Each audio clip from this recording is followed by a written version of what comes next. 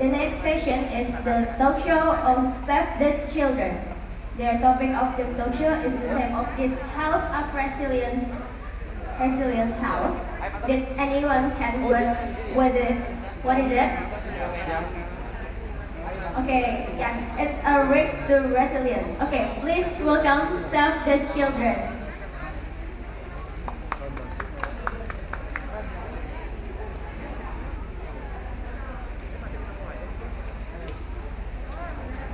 Selamat sore, assalamualaikum warahmatullahi wabarakatuh. Kabar semuanya masih semangat ya? Halo.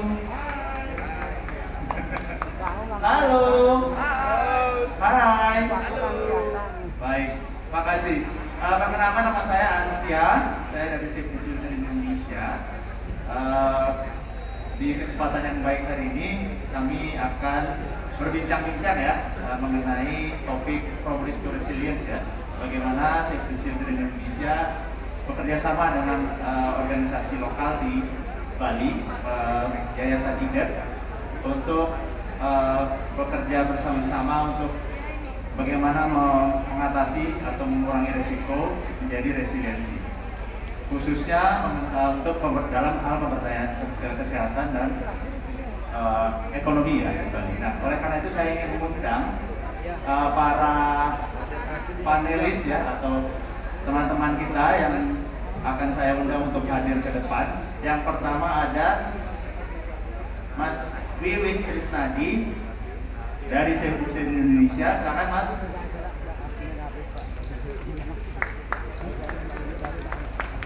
Kemudian ada Mbak Afi Rembulan dari IDEP, Yayasan IDEP. Ada Pak Nengah Monang dari Desa Panglipuran. Kemudian ada perwakilan dari pemuda ya, Widi dari Bukit Sari. Silakan ke depan. Tepuk tangan untuk para panelis kita hari ini. Oke. Nah,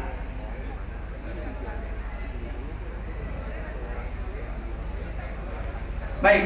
Nah, pada kesempatan kita hari ini kita ingin ngobrol santai saja. Jadi saya ingin pertama-tama untuk mengundang teman-teman di sini untuk para panelis maksud saya untuk memperkenalkan diri ya.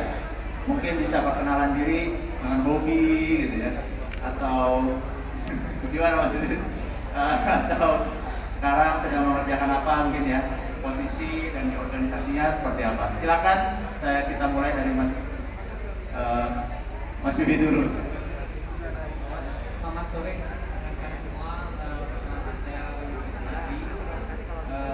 Saya di Save the Children Senior Humanitarian Manager. Jadi Save the Children sekarang punya satu departemen yang tidak hanya urusan dengan respon, tetapi juga mulai membangun di preparedness dan juga resiliensi masyarakat.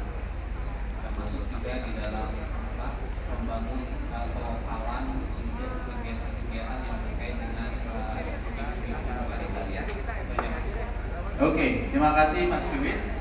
Berikutnya Pak Nengah, silakan Pak memperkenalkan diri. Mungkin cerita sedikit Pak tentang desanya seperti apa, Bapak kegiatannya apa saja. Silakan. Hobi juga boleh Pak kalau mau Pak. Silakan.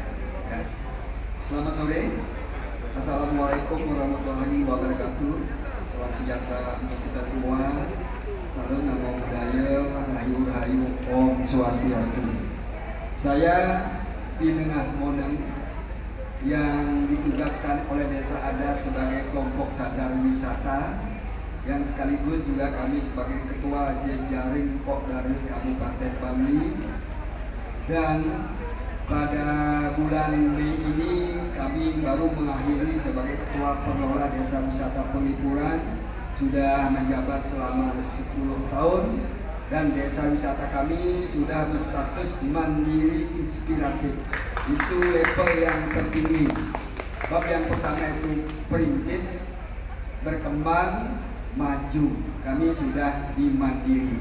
Dan saat ini kami bekerjasama dengan Yayasan IDEP yang membantu kami untuk memberdayakan masyarakat agar kesejahteraannya lebih meningkat, terutama bagaimana kami diedukasi bekerja sama dalam hal bagaimana kami menangani COVID-19 yang kami sudah kerjakan dari awal, sekarang lebih dipertegas lagi, dan kami memohon juga untuk ditingkatkan bagaimana menangani kebencanaan. Sebab kebencanaan itu di desa adat kami ada bencana alam berupa gempa bumi, tektonik yang lebih sering, di samping itu vulkanik, dan selebihnya juga karena warga kami memiliki rumah yang cukup rapat, maka ini kebakaran menjadi salah satu bagian yang terpenting harus kami waspadai.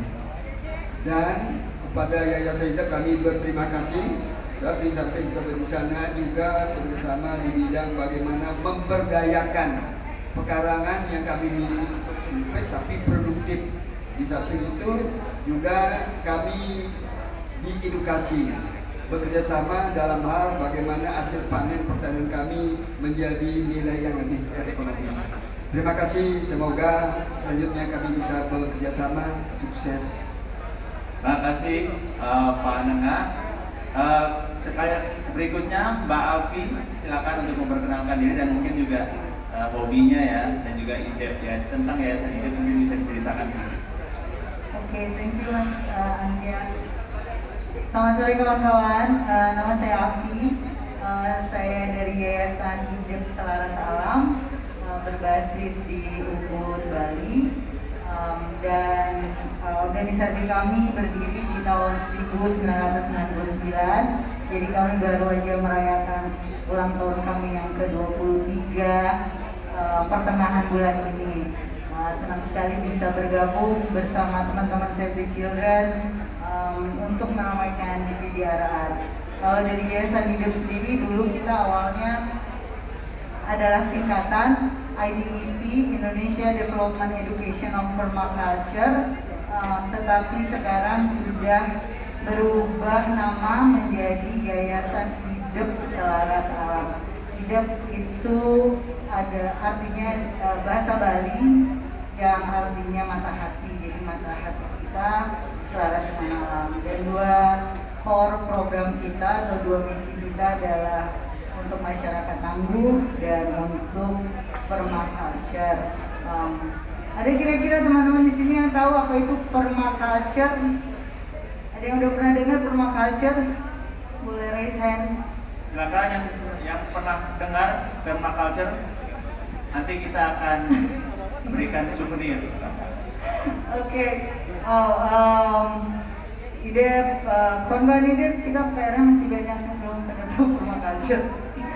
Jadi permaculture adalah permanen agriculture, atau sekarang seperti lebih dikenal sebagai permanen culture. Hubungannya sangat erat dengan kesiapsiagaan bencana dan masyarakat tangguh, karena kita menggunakan nilai-nilai lokal, dan kita menggunakan pengetahuan lokal untuk bisa membuat masyarakat lebih mandiri dan sustainable. Dan program kita untuk disaster management dan permaculture itu terkait dengan masyarakat tangguh, atau membuat masyarakat memiliki ketangguhan terhadap bencana. Dan dengan kawan-kawan Save the Children, IDEP sangat beruntung untuk bekerja sama bersama kawan-kawan dengan program kita untuk yang saat ini adalah pemulihan dari COVID-19, dan tentunya ada Pak Tengah di sini bersama kita. Jadi ya aku berharap kita bisa sharing banyak hal di sini. Gitu. Oke. Terima kasih Mbak Afi. Berikutnya nih, nah ini kita ada perwakilan pemuda dari Banjar Bukit Sari, Mas Bliwidi ya, Bliwidi. Bisa mungkin memperkenalkan diri, terus kemudian sedikit bercerita tentang kegiatannya di Bukit Sari. Selamat sore, perkenalkan nama saya Karim Budi. Saya dari Banjar Kunsari. Kegiatan di Banjar saya yang sudah dilakukan adalah penanggulangan bencana, sama juga seperti pangan. Untuk bencana yang kita alami di Banjar saya sendiri itu ada 3.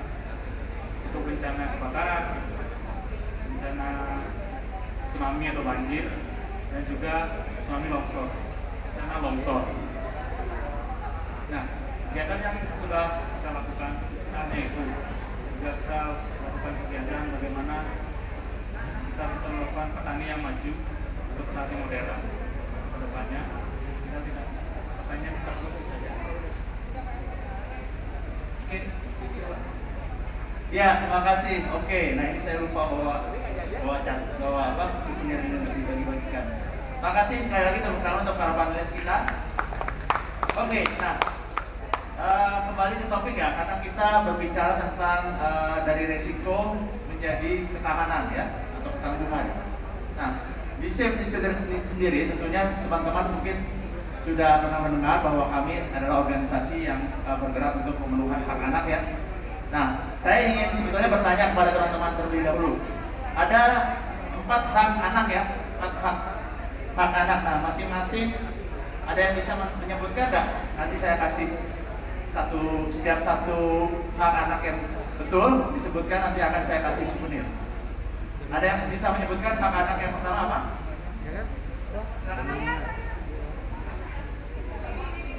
Hak untuk berpartisipasi. Oke, satu. Ada lagi yang belakang?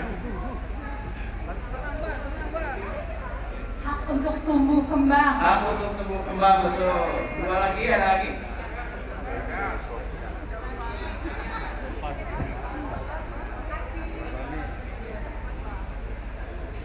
Untuk mendapatkan pendidikan yang layak. Hak untuk belum Pak, belum tepat. Ada lagi? Tadi ada hak tumbuh kembang, terus kemudian hak untuk partisipasi. 2 lagi?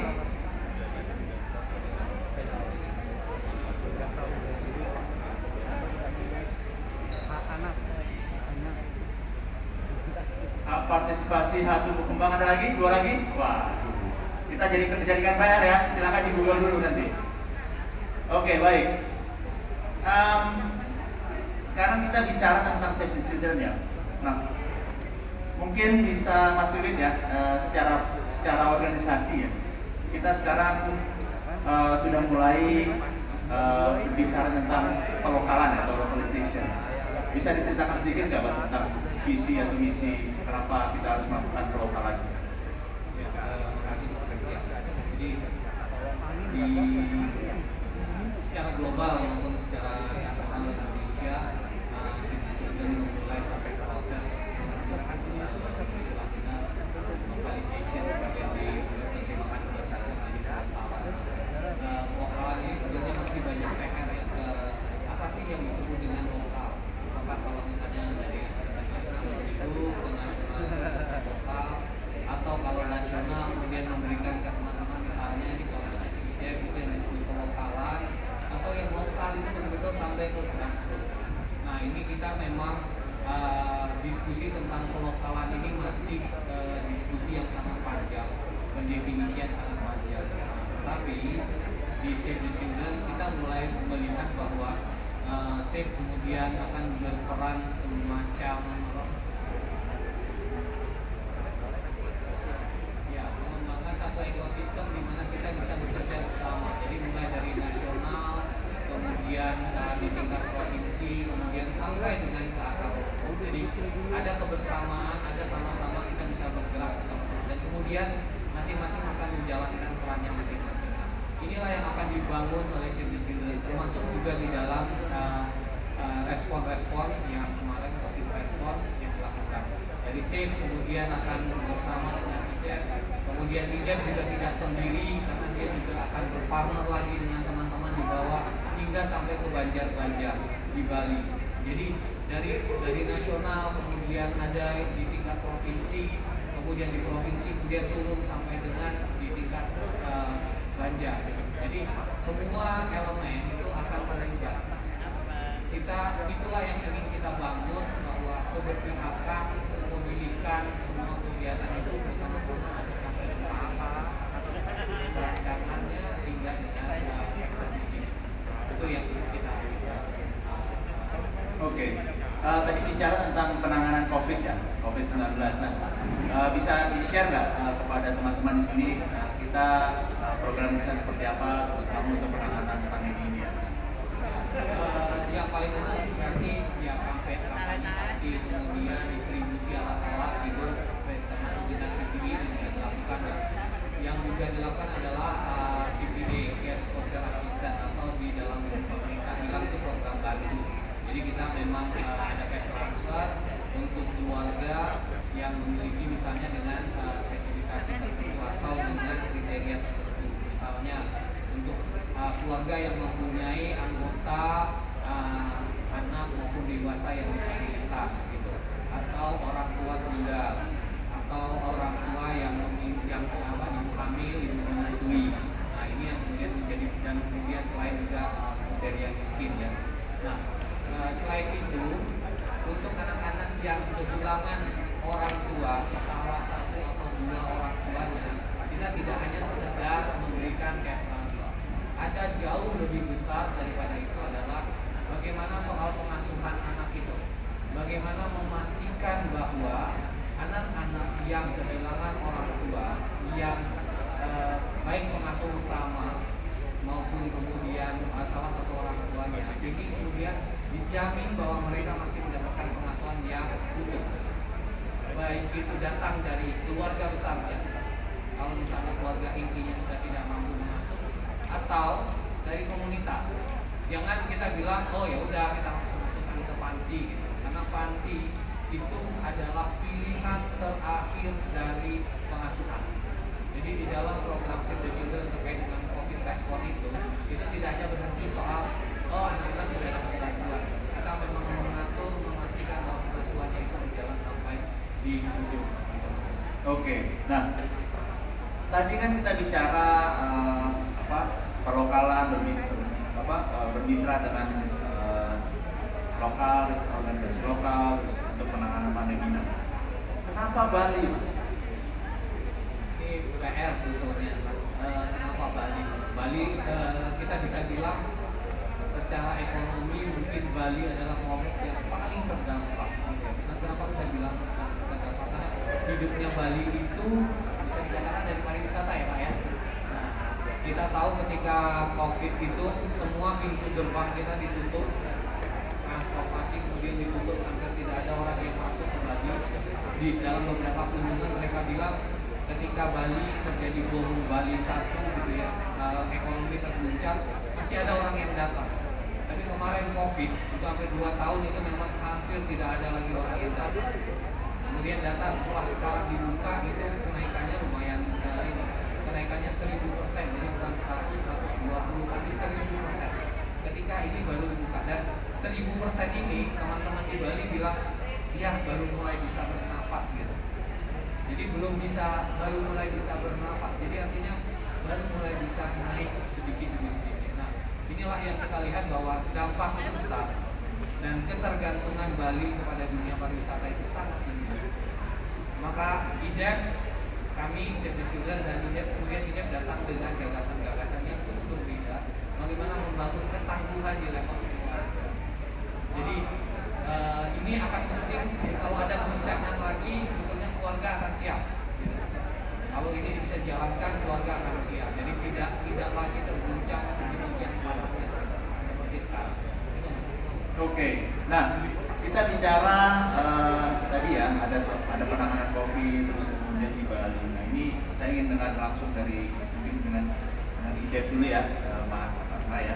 Tadi programnya seperti apa dijelaskan lebih banyak, mungkin khususnya di 3 desa ya, 2 desa ya, Desa Paktipuran dan Desa Jasri ya. Silakan Mbak Afi langsung dijelaskan saja. Oke, thank you Mas. Ya, secara singkat kami memilih kedua desa ini tentunya pertimbangannya sangat panjang karena kami tahu hampir seluruh desa wisata yang ada di Bali itu sangat terdampak. terdampak. Tapi dua desa ini, Penglipuran dan Desa Jasri, punya karakteristik yang berbeda. Desa Penglipuran terletak di Bangli, Pak ya, nanti Pak Nengah bisa cerita lebih banyak, dan ini lebih ke culture tourism. Saya yakin banyak dari kawan-kawan di sini sudah cukup tahu Desa Penglipuran itu di mana, dan besok teman-teman GP Diara juga akan ke sana. Nah, COVID-19 itu sangat berdampak bagi kawan-kawan di Desa Penglipuran. Sementara di Desa Jasri dia lebih kepada outdoor, alam, nature. Jasri terletak di Karangasem, di sebelah pantai terkenal namanya Virgin Beach, dan mungkin teman-teman juga sudah pernah ke sana. Ada lagi namanya Bukit Asa. Nah, Desa Jasri ini adalah tempat surfing, dan di sana sangat terkenal keindahan pantainya. Sejak adanya COVID-19 tentunya tidak ada lagi yang datang ke sana. Dua karakteristik yang berbeda ini dampaknya ternyata sama. Dan yang coba IDEP support di sini adalah bagaimana masyarakat di sana tidak hanya bisa kembali melakukan kegiatan ekonomi sama seperti sebelum COVID, tetapi kembali dengan lebih resilience dan ada mitigasi. Jadi pada saat ada bencana yang terkait dengan public health itu, karena tourism adalah salah satu livelihood yang sangat rentan terhadap isu kesehatan, isu terorisme dan yang lain-lain, sehingga nanti masyarakat bukan hanya nanti punya standar kesehatan yang baik, membuat yang datang menjadi lebih aman dan lebih nyaman, tapi juga masyarakat di sana, keluarga di sana, bila ada kejadian seperti ini lagi, mereka punya alternatif livelihood yang bisa mereka jadikan pegangan gitu. Dan tentunya masyarakat di Bali seyogianya adalah masyarakat agriculture, dan sangat menghormati alam, sangat bergantung pada alam, sehingga itu yang IDEP coba gali kembali dan bersama-sama kerja dengan keluarga-keluarga di sana. Oke, baik. Nah, mungkin Pak Nengah ya bisa berbagi ya, kemarin seperti apa ya kondisi betul-betul yang permasalahan yang dihadapi, terus kemudian apa yang dilakukan bersama-sama dengan Yayasan IDEP, terus sekarang progresnya seperti apa Pak di Desa Penglipuran? Silakan Pak. Terima kasih. Kami Desa Wisata Penglipuran pada tanggal 18 Maret tahun 2020 tutup. Jadi pada saat itu kami memiliki semacam perencanaan yang sederhana sekali. Pertama, bagaimana kami mampu melindungi warga kami dari COVID-19. Itu yang pertama. Sehingga di setiap titik pintu gerbang masuk ke Desa Wisata Penglipuran itu dijaga dengan ketat. Jadi karena sudah ada pernyataan tutup, berarti wisatawan tidak boleh masuk ke Desa Wisata Penglipuran kecuali dari pemerintah atau dari stakeholder yang lainnya yang memang mempunyai kepentingan yang bersifat khusus. Nah, pada saat itu dampak kami sangat rasakan. Pertama, dari segi perekonomian yang sudah disampaikan tadi, pendapatan kami dari tiket sudah mencapai titik nol, terendah berarti. Kemudian juga homestay tidak dibuka. Kemudian termasuk atraksi-atraksi kami siapkan jelas tidak bisa disajikan lagi. Pada dasarnya pendapatan dari turisme itu nol. Sehingga masyarakat kami mulai kembali bertani, berkebun atau beternak. Nah, ini tentu menjadi perhatian kami sebagai pengelola desa wisata waktu itu. Jelas bahwa pertama masyarakat dilindungi, dan yang kedua bagaimana masyarakat kami bisa hidup layak seperti sebelum COVID-19 ini. Nah, kami sudah memiliki suatu manajemen yang bisa dikatakan sebagai manajemen krisis. Ini pengalaman dari Bom Bali 1, Bom Bali 2, termasuk erupsi Gunung Agung. Bahwa kami bagaimana nantinya kalau terjadi semacam kebencanaan kami sudah siap. Maka kami sudah menyiapkan semacam dana khusus yang mampu untuk menjadi dana cadangan menghandle kebutuhan karyawan kami selama 6 bulan. Ternyata lebih, bisa 1 tahun kami manfaatkan dana itu. Di samping masyarakat adat kami sudah menyiapkan dana, sehingga kami mampu memberikan dukungan kebutuhan sembako kepada masyarakat kami, termasuk obat, vitamin, masker, hand sanitizer, dan lain-lainnya yang merupakan kebutuhan pokok kami. Dan kami segera membentuk yang namanya Satgas. Satgas waktu itu sederhana, yaitu bagaimana Satgas ini membantu warga kami agar warga kami terlindungi dari hal-hal yang tidak kami inginkan. Nah, barulah turun informasi atau instruksi dari pemerintah provinsi bahwa desa adat itu membentuk Satgas Gotong Royong COVID-19. Itu kan diwajibkan. Kami membentuk, yang intinya waktu itu kami dari pengelola desa wisata menjadi bagian utama, elemen yang pertama untuk bagaimana kami bergerak bersama-sama. Nah, ini yang kami kerjakan. Akhirnya kami selalu mengupdate informasi apa yang harus kami kerjakan.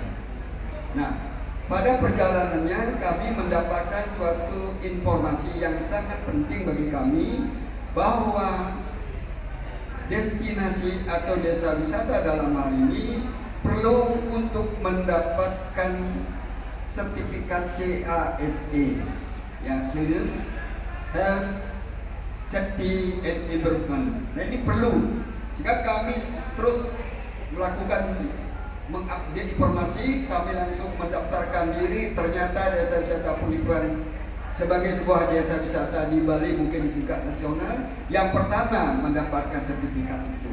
Kami bangga karena ini merupakan suatu kepercayaan bahwa apabila nanti dibuka, tamu sudah confident, percaya diri bahwa ke sana akan selamat.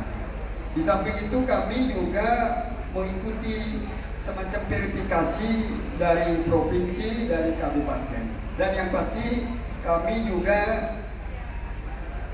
mengikuti verifikasi yang namanya sustainable tourism, jadi pariwisata berkelanjutan. Yang ini instrumennya cukup banyak dan betul-betul ini menjadi sesuatu pembelajaran bagi kami, bahwa mengelola sebuah destinasi atau desa wisata ada 4 pilar yang harus kami penuhi, yaitu bagaimana manajemennya agar berkelanjutan, bagaimana budayanya agar berkelanjutan, dan bagaimana masyarakatnya juga ekonominya betul-betul tangguh dan lingkungannya tetap terjaga dengan baik.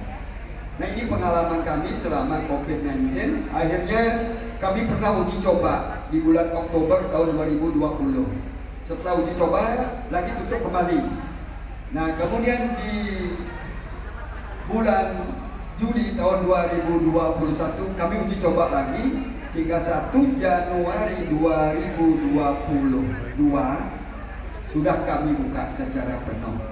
Dan kami sudah siap, termasuk ada hal-hal yang harus kami kerjakan yang penting. Ini instruksi dari pemerintah bahwa alur masuk keluarnya tabung itu harus disiapkan dengan baik. Seperti ada aplikasi Peduli Lindungi, ini wajib.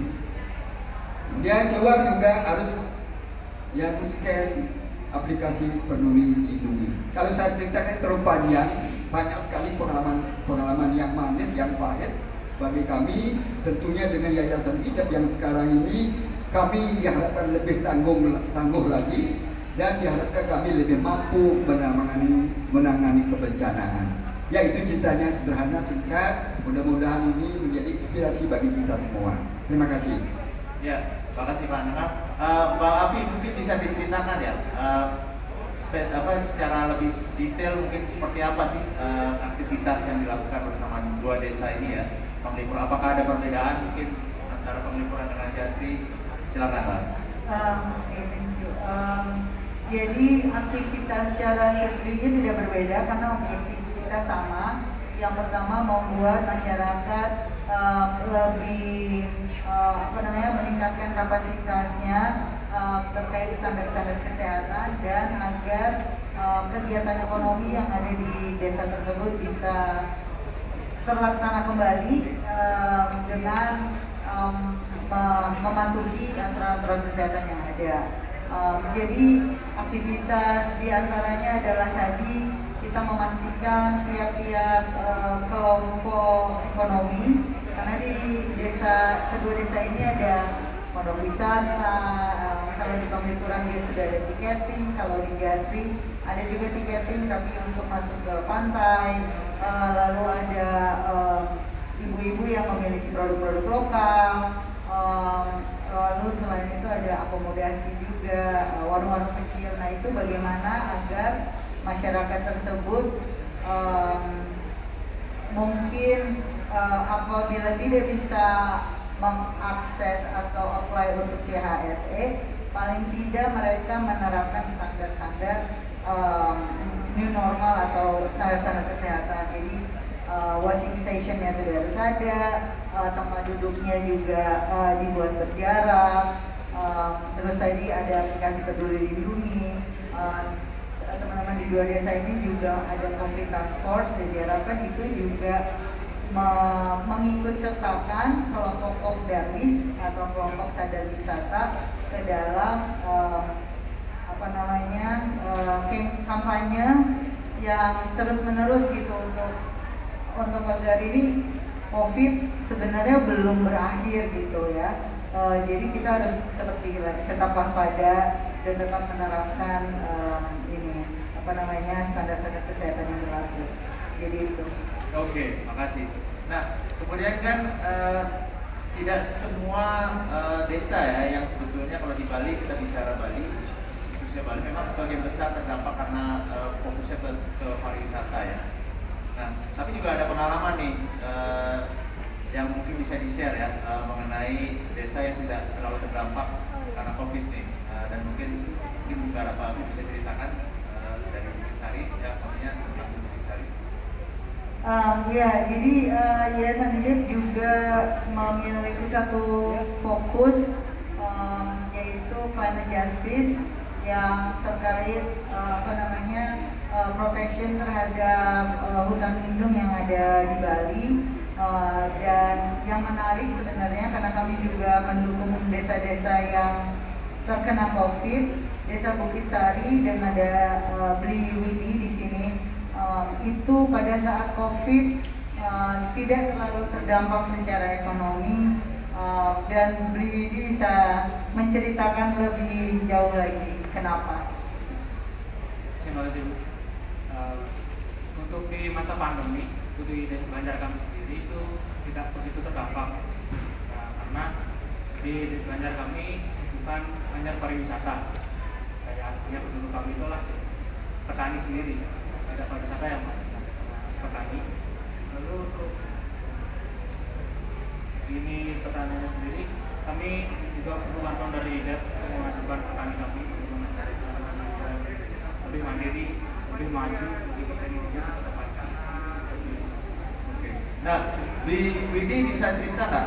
Kan Widi merupakan salah satu pemuda yang kita bisa sebut champion ya, atau yang sering menyuarakan suara-suara pemuda dan ikut berpartisipasi. Nah, seberapa penting sih partisipasi pemuda dalam penanganan COVID ataupun dalam peningkatan ekonomi ya? Untuk partisipasi anak muda itu menurut saya sangat penting ya, apalagi untuk di masa sekarang, masa COVID sekarang, anak muda itu sangat berperan mengurangi COVID-19 ini. Untuk kedepannya mengurangi lagi COVID-19 itu, anak muda berperan sebagai contoh bagaimana orang-orang tua itu bisa mencontoh anak muda. Sekarang yang aktif anak-anak muda di desa kami untuk mengurangi COVID-19 adalah anak-anak muda di desa kami yang mulai. Contohnya seperti mereka membagikan masker ke seluruh masyarakat, mengisi tempat duduknya itu supaya lebih berjarak lagi, seperti itu. Oke, jadi anak muda sebetulnya bisa menjadi pembawa perubahan ya, jadi agen perubahan ya justru ya, untuk memberikan inspirasi. Nah sekarang yang dirasakan apa sih tantangannya untuk supaya anak muda bisa lebih aktif lagi menurut Widi? Tantangannya sih cuma satu ya, percaya diri mereka untuk kedepannya merubah COVID ini supaya reda dan hilang. Oke, terima kasih. Nah, kita bicara tadi tantangan, terus kemudian apa saja yang sudah dihadapi ya, Pak. Nah, mungkin saya ingin mengundang teman-teman di sini untuk bicara apa ya, rencana kedepannya seperti apa ya? Apakah sudah ada yang dibayangkan gitu ya dalam hal penanganan COVID, pemberdayaan ekonomi desa selain tadi yang sudah diceritakan. Kedepannya mungkin setahun ke depan, apakah bagaimana rencana bisa di-share Pak? Pak mungkin Pak Nengah dulu.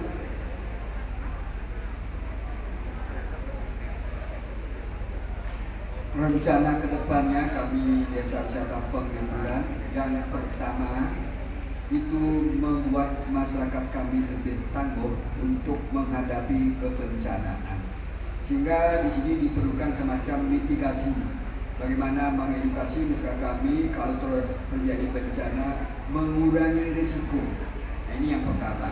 Sehingga di desa wisata kami itu waktu kami mengikuti sertifikasi JAS itu mempunyai pengalaman.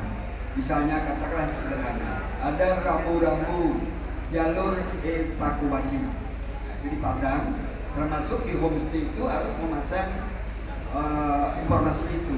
Juga ada titik kumpul, tempat berkumpul apabila terjadi semacam kebencanaan gempa misalnya.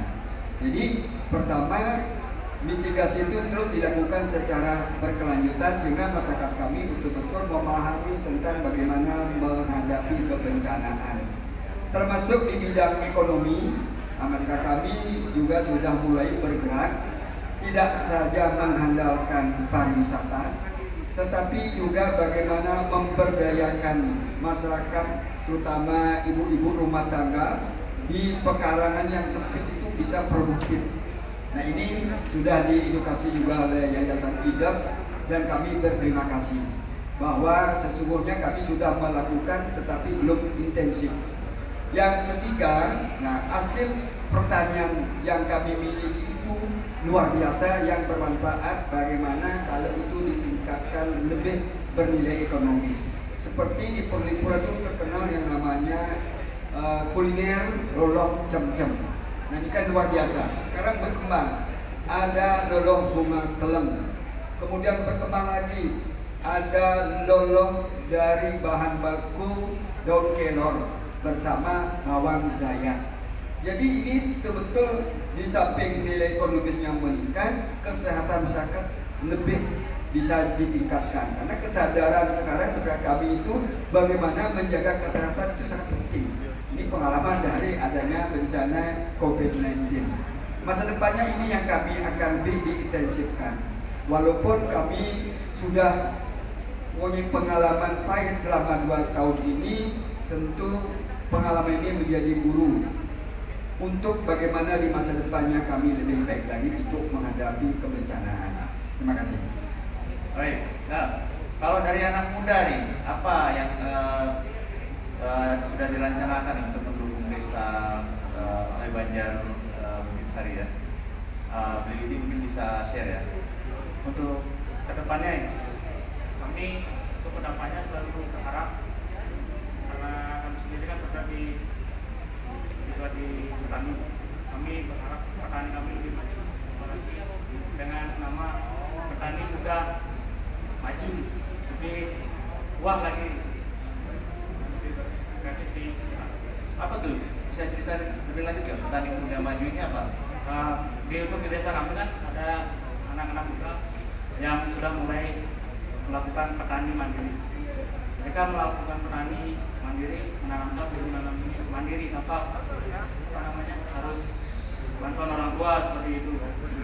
Dan hasilnya lebih dari orang tua mereka hasilnya. Lebih majulah peningkatan ekonomi. Baik, terima kasih. Nah, saya ingin mengundang rekan-rekan ya di sini yang ingin bertanya. Silakan. Ya, silakan, Pak.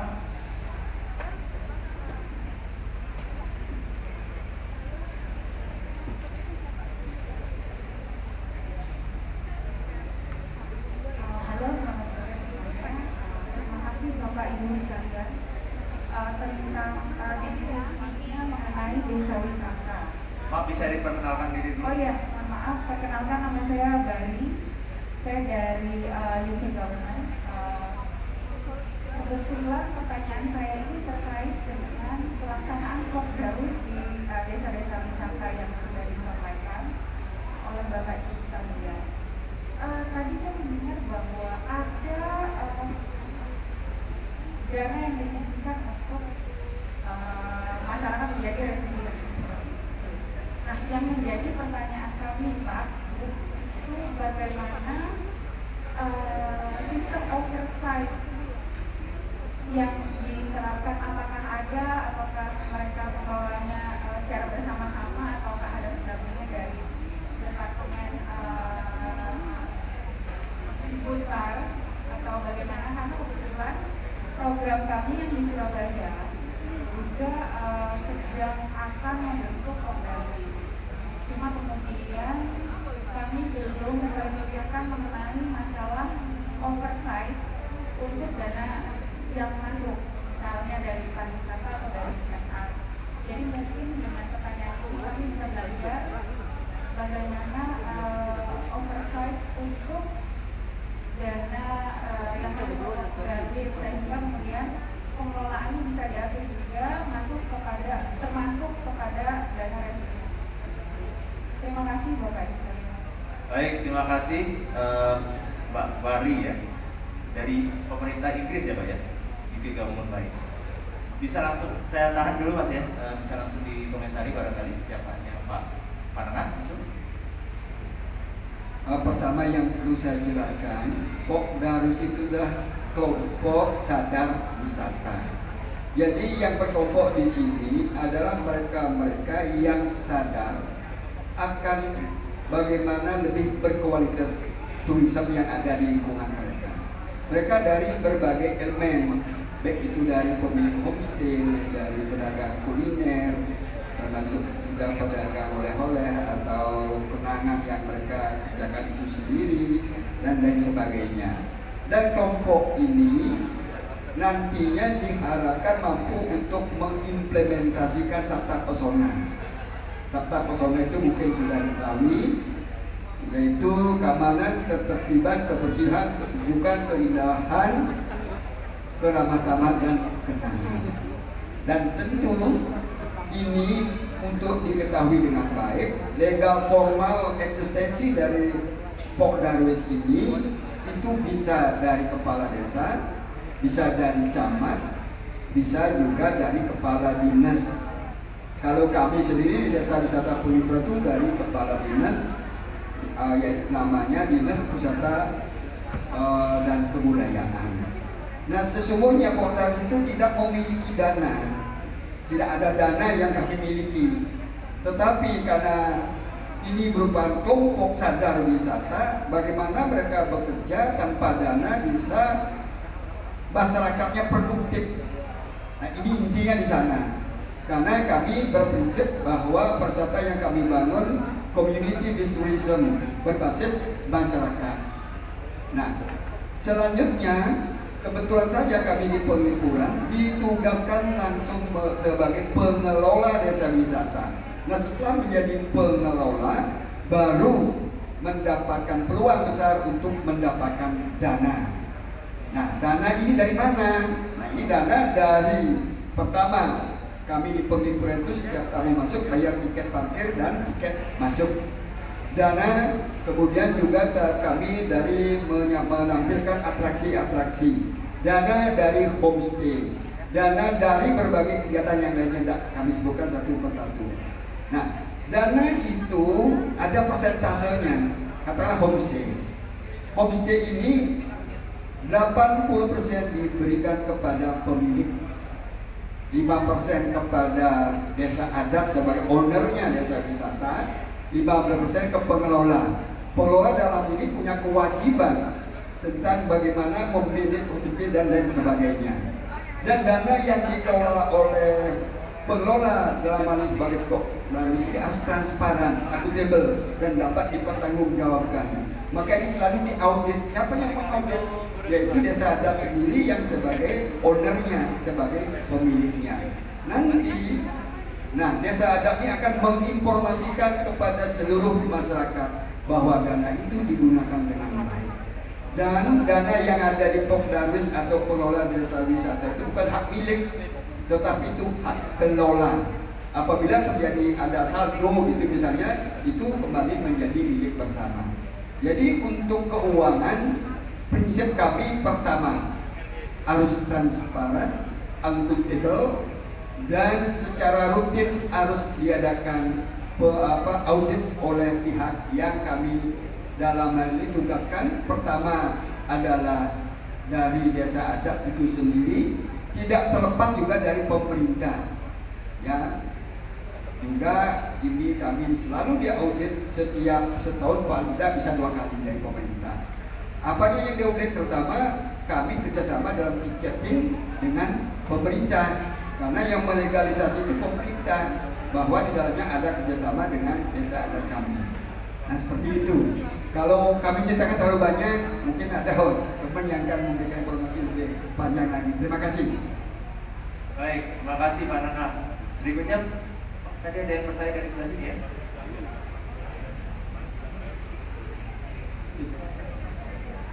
Sekarang.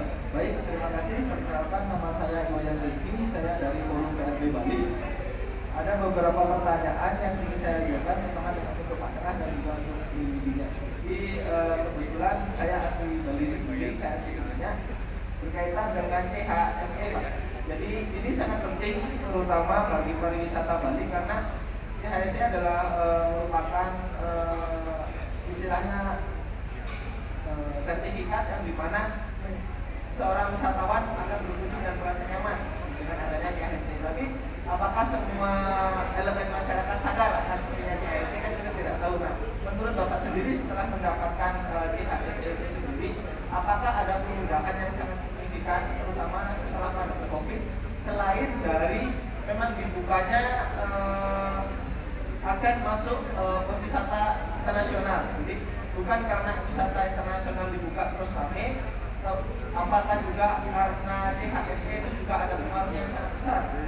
Kemudian dengan adanya peraturan baru di mana sekarang tidak perlu menggunakan masker, apakah perlu adanya tindak lanjut dari dokumen CHSE yang sudah ditetapkan? Karena dalam proses CHSE kan perlu adanya asesmen dari beberapa sektor, mungkin dari amanannya, kemudian kesehatannya, kebersihan lingkungan dan lain sebagainya. Nah, apakah hal itu juga akan terupdate kembali setelah adanya peraturan-peraturan baru? Itu yang ingin saya tekan kepada untuk Lili berkaitan dengan petani maju. Tentunya hal ini sangat mendukung, terlebih lagi untuk pertanian tentunya ada atau tidak adanya COVID akan tetap dibutuhkan seperti itu. Namun berkaitan dengan pemuda yang lebih produktif daripada orang tuanya, apakah memang pemuda-pemuda ini memiliki latar belakang pendidikan dari pertanian tersendiri, ataukah memang ada dari pihak akademisi membantu dalam mengelola petani muda maju yang rencana ke depan akan dibangun, ataukah juga nanti ke depannya pemuda ini akan tetap berada di lokasi desa, karena kita tahu sendiri bahwasanya pemuda akan lebih memilih untuk keluar daerah daripada datang di desanya untuk memperbaiki. Mungkin seperti itu yang bisa saya sampaikan. Terima kasih. Baik, terima kasih. Dengan Wayan Rizky. Wayan Rizky ya. Baik, terima kasih. Mungkin saya undang beli ini dulu ya untuk menanggapi ya. Jadi tadi tentang petani muda majunya, apakah backgroundnya pertanian semua dan apakah ada dukungan? Silakan. Terima kasih untuk Rizky. Jadi yang pertama, apakah terkena COVID petani itu tidak terdampak, kan seperti itu. Jadi untuk di Banjar saya sendiri, dari awal COVID sampai sekarang itu sama sekali tidak terdampak untuk di pertanian. Terus apakah mereka ada background untuk petani sendiri? Nah, dari kecil memang anak-anak muda di Banjar saya sendiri itu memang sudah bertani sampai sekarang. Jadi tanpa mereka mendapatkan pendidikan, wawasan mereka di petani itu sudah lumayan. Terus apalagi yang terakhir, Apakah ada dukungan dari akademisi misalnya yang direncanakan ya untuk mendukung? oh, ada dari IDEP sendiri yang mendukung. Mereka juga memberikan sedikit pelatihan bagaimana cara petani dan perkebunan. Ya, mungkin bisa lanjut dijelaskan sedikit Pak, dukungannya seperti apa oleh IDEP? Oke, jadi dengan pendekatan permakultur kita yang melihat dari kekayaan lokal dan kebutuhan masyarakat di sekitar situ, teman-teman di Bukit Sari tidak melakukan, terutama yang muda-muda, melakukan diversifikasi produk. Jadi intinya adalah biasanya menjual tanaman yang hasil fresh product gitu. Jadi cabai, bawang merah, bawang putih yang kita bisa dapat di pasar gitu kan. Tapi dengan diversifikasi produk membuatnya menjadi bawang goreng crispy atau misalnya kalau besar itu sorghum kering, jagung kering. Terus kita membantu di marketing yang lebih kreatif melalui channel-channel yang kreatif ke networking kita, dan juga jenis makanan yang sebenarnya masyarakat di sekitar desa itu juga konsumsi gitu. Tidak membuat sesuatu yang kita harus ambil dari luar terus nanti kita olah lagi. Jadi ya paling tidak kita mempraktekannya circular economy lah. Jadi kita bikin sendiri, nanti kita jual sendiri, tapi juga kita punya metode marketing yang kreatif untuk keluar dan network kawan-kawan gitu. Oke, makasih. Pertanyaan berikutnya untuk Pak Nengah ya, tentang CHSE tadi ya. Apakah memang betul ada dampaknya atau perubahan yang signifikan ya? Terus kemudian dengan adanya perkembangan peraturan, misalnya bisa melepas masker di ruang terbuka, bagaimana? Apakah ada perubahan ya di CHSE? Silakan Pak. CHSE bagi kami itu sangat penting sebagai sebuah destinasi, karena di sana menyangkut kebersihan, kemudian menyangkut tentang kesehatan, keselamatan, dan menyangkut sebuah lingkungan yang berkelanjutan. Sangat penting. Masyarakat kami betul-betul setelah adanya CHSE ini sebagai salah satu bagian yang sangat penting untuk tamu yang datang ke desa wisata itu percaya bahwa di sana aman, selamat, akan sehat, maka kami sebagai pengelola desa wisata waktu itu memberikan edukasi sosialisasi tentang itu. Adapun yang di CHSE itu destinasi, berarti desa wisatanya, kemudian homestay-nya, kemudian juga penjual kuliner, termasuk juga penjual souvenir. Nah itu di CHSE. Dan pertama kami mengisi Google Form-nya dulu, baik itu dikirim secara online. Setelah terisi ada deklarasi, baru ditentukan jadwal kapan mereka melakukan auditornya datang, baru kami menyiapkan waktu dan lain sebagainya. Nah ujung-ujungnya nanti setelah lolos baru keluar sertifikatnya. Nah sekarang kan ada perubahan ya, kami telah menanyakan CHSE ini sertifikatnya berlaku berapa tahun. Kalau sustainable tourism itu kan 3 tahun. Nah ini belum ada jawaban Ya, sampai saat ini kami bertanya kepada yang berkompeten, belum ada jawaban. Termasuk juga kepada Yayasan IDEP, karena bukan bidangnya jawabannya kemarin, padahal dokter yang hadir waktu itu gitu. Ya, mungkin memang betul sampai saat ini belum ada kepastian tentang masa berlakunya. Tetapi bagi kami tetap penting. Kenapa penting? Bayangkan, pertama kebersihan. Seperti Penglipuran kan disebut sebagai salah satu desa terbersih di dunia. Masa itu diabaikan kan? Tetap harus dijaga. Sebab semua desa wisata salah satu wisata pesonanya kan kebersihan. Kemudian kesehatan. Setiap individu wajib menjaga kesehatannya. Kemudian safety, keselamatan pengunjung itu harus dijaga. Makanya untuk safety ini kami telah mengusulkan pengunjung harus menerima asuransi. Untuk mereka apabila terjadi sesuatu itu bisa dijamin untuk menjaga keselamatan mereka. Dan yang terakhir di perumahan itu kan lingkungan selalu kami jaga, sebab salah satu komponen dari desa wisata berkelanjutan adalah yang terpenting lingkungan, di samping budaya, di samping juga hal-hal yang lain yang patut kami selalu jaga. Itu jawabannya. Terima kasih. Baik, terima kasih Pak Danang. Apakah ada pertanyaan lagi dari teman-teman di sini? Rekan-rekan, ada yang bertanya? Menit. Oke, 5 menit.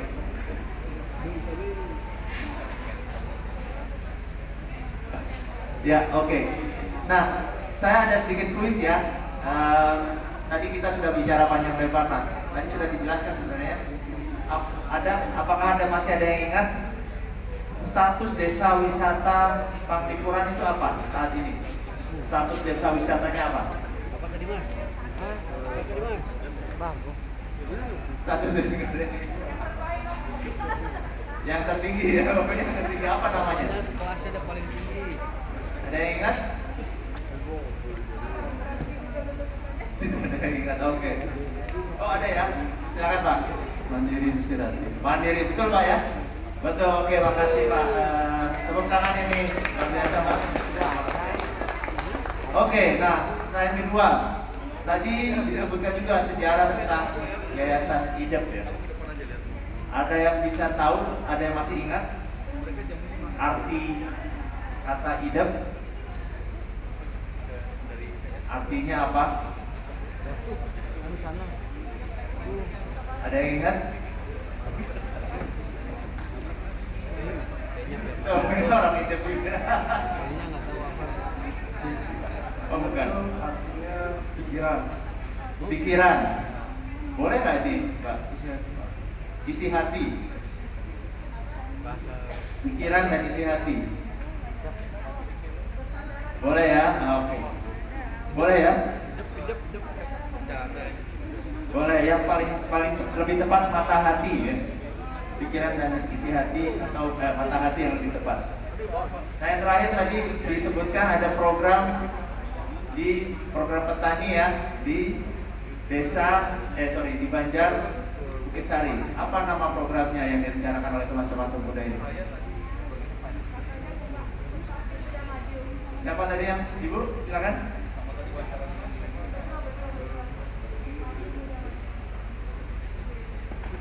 Kami berdua ya, petani muda maju. Oke, selamat. Bagi nanti kita makasih Pak. Oke, tepuk tangan semua untuk para pemenang kuisnya. Ada sedikit video ya untuk menggambarkan perjalanan kami juga dalam program ini. Mungkin bisa ditayangkan Pak videonya. Ada teman yang ganti-ganti tadi ada duduk sini aja kalau mau kencing pakai botol dia juga senang ada diganti yang mana studio mini jarang-jarang tapi kan nggak terus aja ini nggak ya.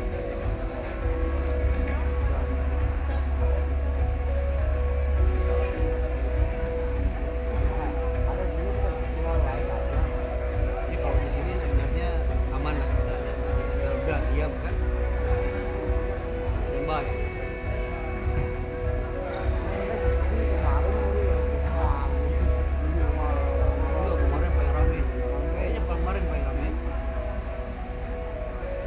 hampir sampai saya ada rame kan jam 3 kayak jam 2 ya.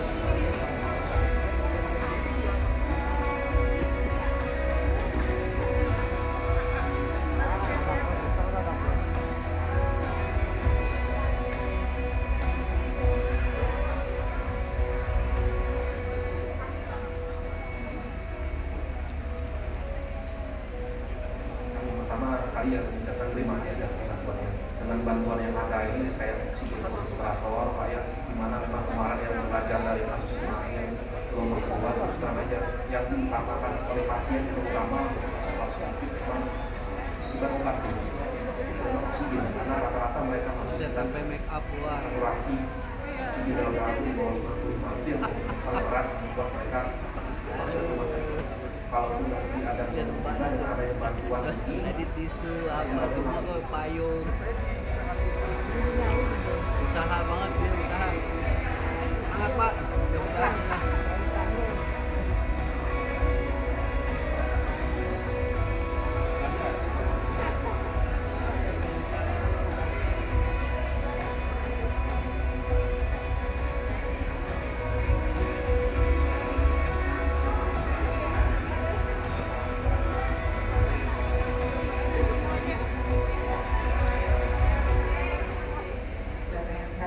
saya akan memakai kamera SMP karena sudah akhir bulan kayaknya saya belum bayar SMP.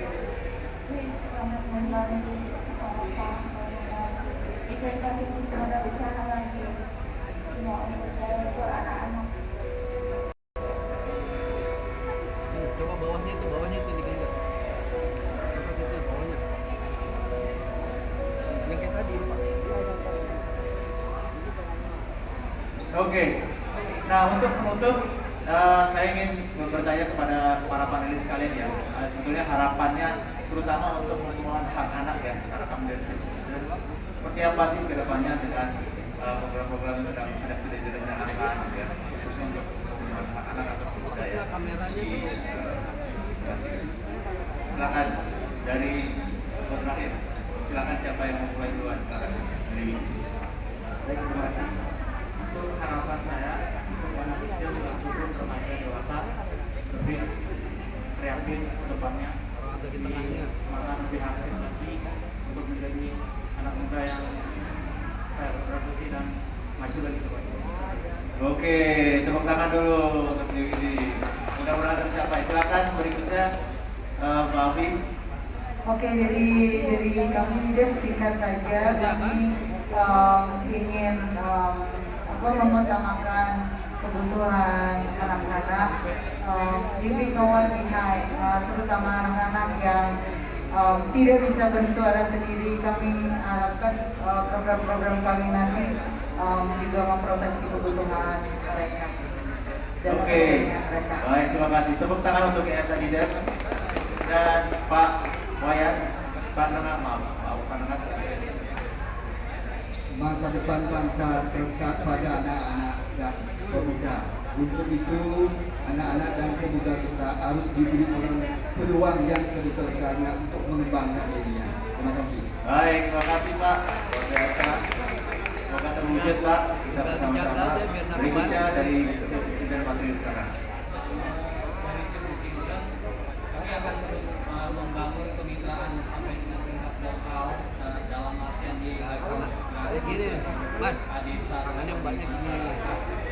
Karena kami percaya bahwa anak itu harus penguatan anak, pemberdayaan anak itu harus dimulai dari desa. Jadi partnership dengan atau pelokalan dengan tingkat masyarakat itu menjadi satu yang mutlak harus dilakukan.